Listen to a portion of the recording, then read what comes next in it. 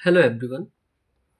This video is related to properties of parallelogram और जितनी भी प्रॉपर्टीज हैं फिगर्स के उनकी प्रॉपर्टीज को देने का आशय सिर्फ और सिर्फ इतना ही है कि आप यदि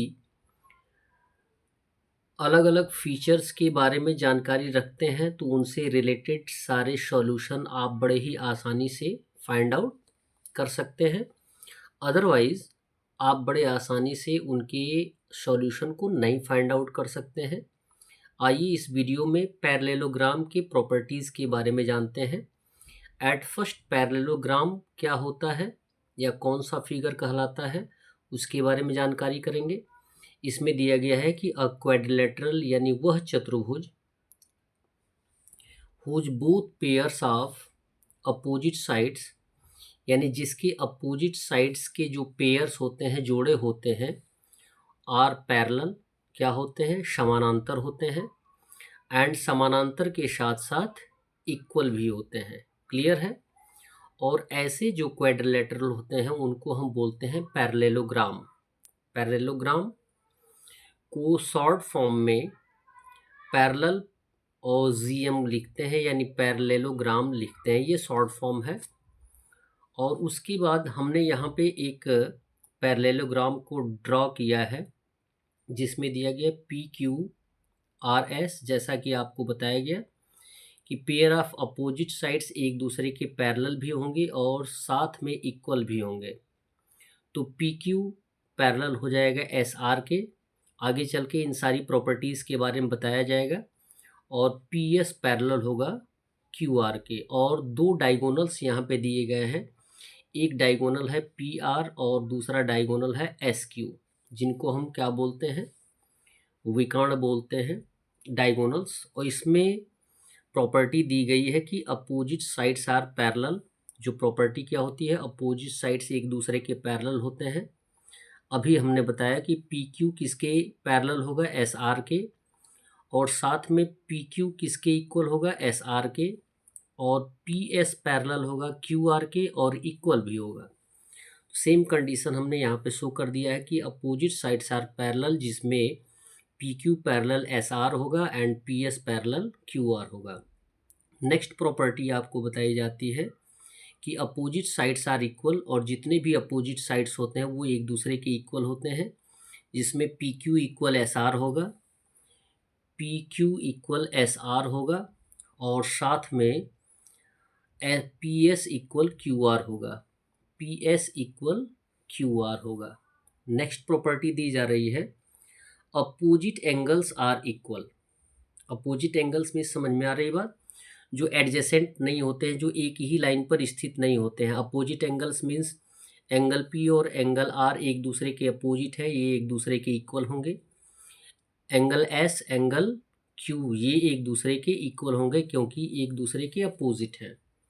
तो यहाँ पे हमने शो कर दिया है कि angle P equal angle R and angle S equal angle Q. Next term में आपको दिया जा रहा है कि consecutive angles are supplementary. Consecutive angles means आपको अभी उसके बारे में डिफाइन कर देते हैं कि कॉन्सिक्यूटिव एंगल्स क्या होते हैं। कॉन्सिक्यूटिव एंगल्स वे एंगल्स होते हैं जो एक ही लाइन से यानी एक लाइन सेगमेंट से जुड़े होते हैं। जैसे angle P angle S consecutive हैं, एंगल पी एंगल क्यू से के कॉन्सिक्यूटिव है, एंगल क्यू एंगल आर का कॉन्सिक्यूटिव है, यानी दोनों एक साथ कॉन्सिक्यूटिव हैं। आर एस ये दोनों कॉन्सिक्यूटिव हैं। और सप्लीमेंट्री होते हैं। सप्लीमेंट्री मीन्स वे दो एंगल्स जिनका एडिशन, जिनका सम 180 डिग्री के इक्वल आता है, उनको हम बोलते हैं सप्लीमेंट्री। तो सेम कंडीशन हमने यहाँ पे शो कर दिया है कि angle P plus angle Q equal कितना हो जाएगा, 180, यानी ये दोनों सप्लीमेंट्री है। Angle Q plus angle R equal हो जाएगा 180, angle R plus angle S equal हो जाएगा 180, angle S plus angle P equal हो जाएगा 180 डिग्री, जैसा कि यहाँ पे फिगर में दिया गया है।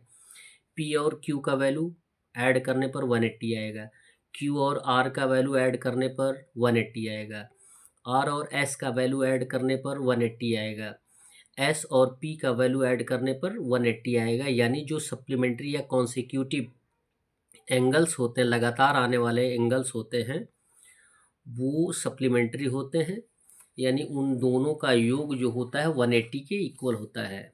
नेक्स्ट प्रॉपर्टी बताई जाती है P R and S Q R two diagonals. जैसा कि ऑलरेडी मैंने बता दिया है कि इस पैरेललोग्राम में पी आर एक डायगोनल है और दूसरा डायगोनल है एस क्यू। नेक्स्ट प्रॉपर्टी बताई गई है कि diagonals are bisect each other. कहने का मीन्स क्या है? बाइसेक्ट मीन्स होता है इक्वल टू पार्ट्स में डिवाइड कर देना। यानी जो पैरेललोग्राम यहाँ पे दिखाए गए हैं पी आर और एस क्यू, ये आकर एक इंटरसेक्शन पॉइंट ओ पर एक दूसरे को क्या करेंगे? इंटरसेक्ट करेंगे, काटते हैं, जिसको हम बाइसेक्शन कहते हैं। बाइसेक्ट करते हैं। बाइसेक्ट मतलब टू इक्वल पार्ट में एक दूसरे को डिवाइड करते हैं। यानी एस ओ किसके इक्वल हो जाएगा? ओ क्यू के, और पी ओ इक्वल हो जाएगा ओ आर के। सेम कंडीशन हमने दिया है यहाँ पे, P O equal O R and Q O equal O S. Next property दी जाती है कि each diagonals divides the parallelogram into two congruent triangles. It means यदि हम किसी एक डायगोनल को स्केच करने का प्रयास करते हैं तो जो दो ट्रायंगल बनते हैं, जैसे सपोज पी आर हमने एक डायगोनल स्केच किया तो इसमें दो ट्रायंगल बनेंगे। ट्रायंगल बनेगा पी एस आर, एक ट्रायंगल हो जाएगा, और दूसरा ट्रायंगल हो जाएगा ट्रायंगल पी क्यू आर, यानी ये दूसरा ट्रायंगल होगा। और ये दोनों जो होंगे एक दूसरे के कांग्रुएंट भी होते हैं। कांग्रुएंट मीन्स होता है सर्वांगसम, और सर्वांगक्षमता में आपको बताया गया कि triangle S R Q is congruent triangle S P Q and triangle P S R is congruent triangle P Q R. Clear है?